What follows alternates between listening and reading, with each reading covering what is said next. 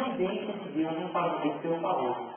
Agora, em uma oração tranquila, de intercessão, um grupo de oração, palavra bíblica vem em forma de palavra revelada. Deus te fala a palavra, e aí você vai lá e abre como Deus falou. É esse o correto. Não que seja errado abrir a Bíblia, não é uma questão de certo e errado, é uma questão de carisma ou não. A palavra de ciência, quando por três bíblicos, ela vem como uma palavra dita por Deus. Agora, muito cuidado. Às vezes, eu fui numa oração lá na China, o povo descendo aquela comunhão que o Senhor está dizendo para nós abrirmos em Noé, capítulo 3.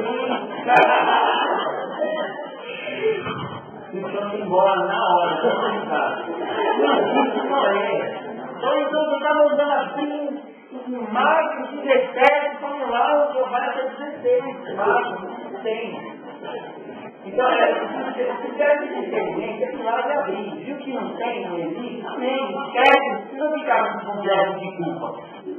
Não ficar com complexo de culpa.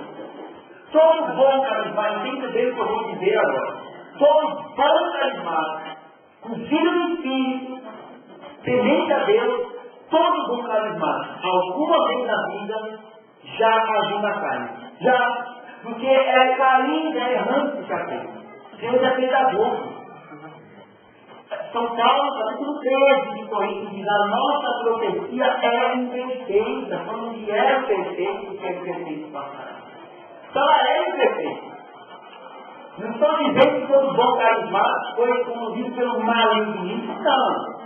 Uma coisa é o maligno, uma coisa é a carne. A carne, dependendo da situação, ela nem é difícil, mas também não destrói. Carne é carne. Porque a da carne está sozinha. Quantas vezes já não fui orar e aquela palavra não tem. Versículo 50, só dá para o versículo 20. Amém, essa vida é de novo. Você tem Cristo existencial por causa disso. Não fique dando ao carisma um poder que ele não tem, o poder é. Mas não fique dando uma atenção exagerada a isso, não. Pode vir por um trecho bíblico. Eu me lembro uma vez que eu fui orar e saiu o trecho de Lucas, eu não lembro agora o capítulo de versículo.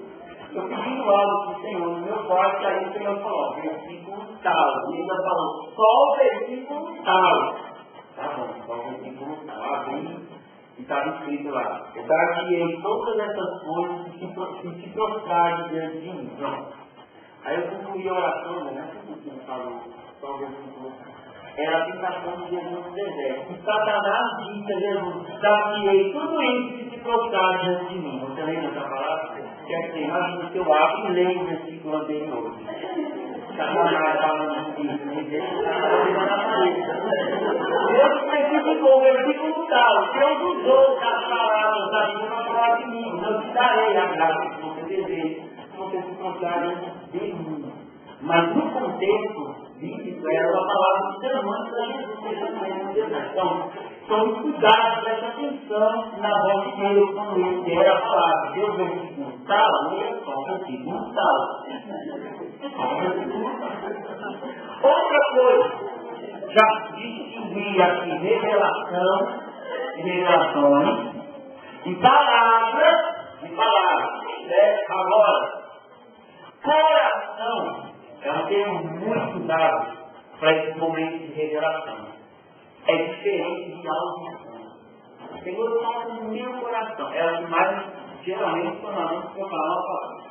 Fique no coração, toque no coração.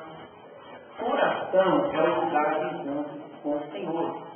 Quando nós dizemos coração, Senhor, no capítulo da igreja, nós não estamos falando desse órgão aqui.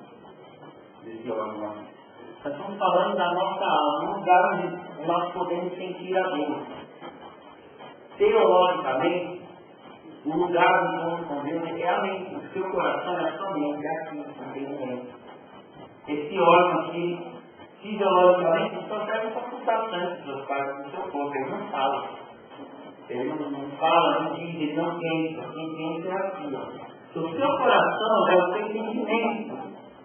Não é a audição. Muitas pessoas não se abrem a dom de revelação porque ficam esperando uma voz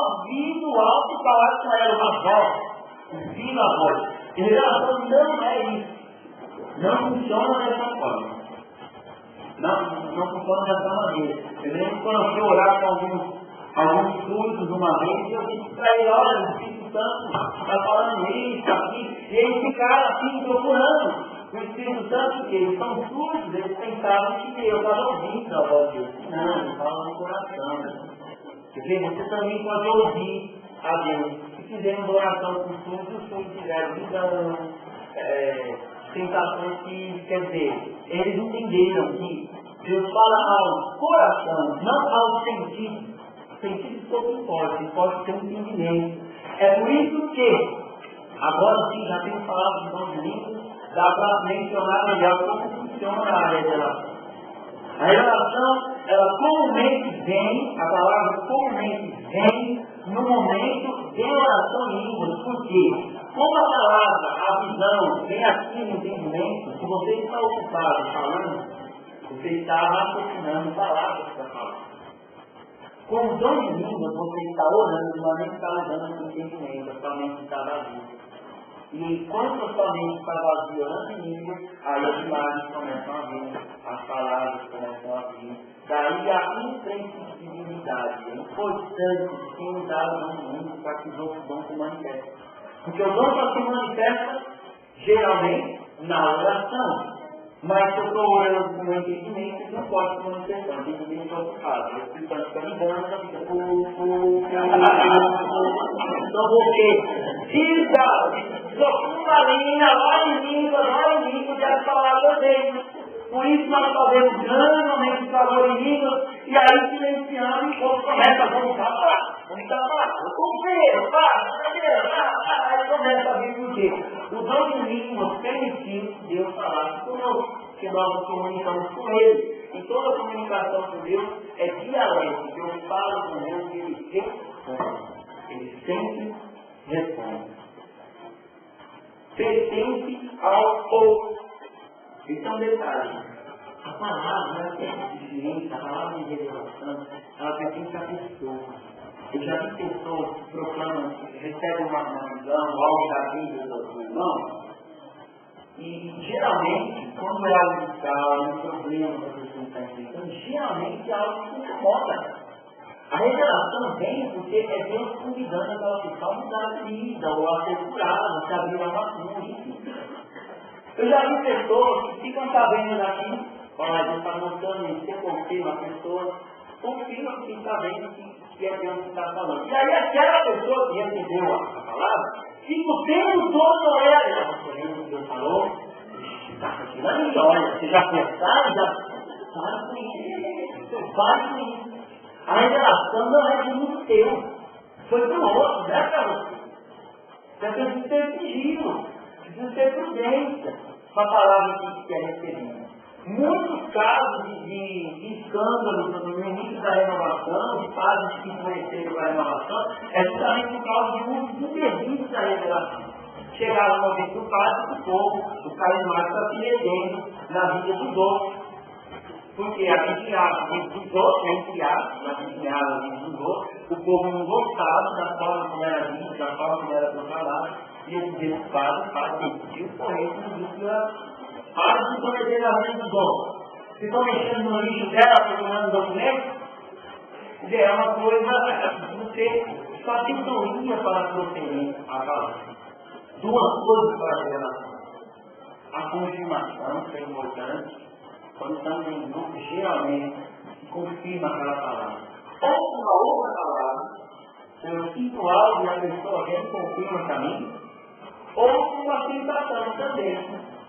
Aquela palavra quando ela é proferida, ela causa alegria, ou ela causa paz, ela causa tranquilidade. Então, a autenticidade dela está sendo comprovada, confirmada, no fruto que ela produz no momento que ela é proclamada. No momento que ela é proclamada. A diferença básica entre uma e outra. A palavra de sabedoria, ela é uma palavra invencível. Invencível. Ela é pura e acertada. Não falha nunca.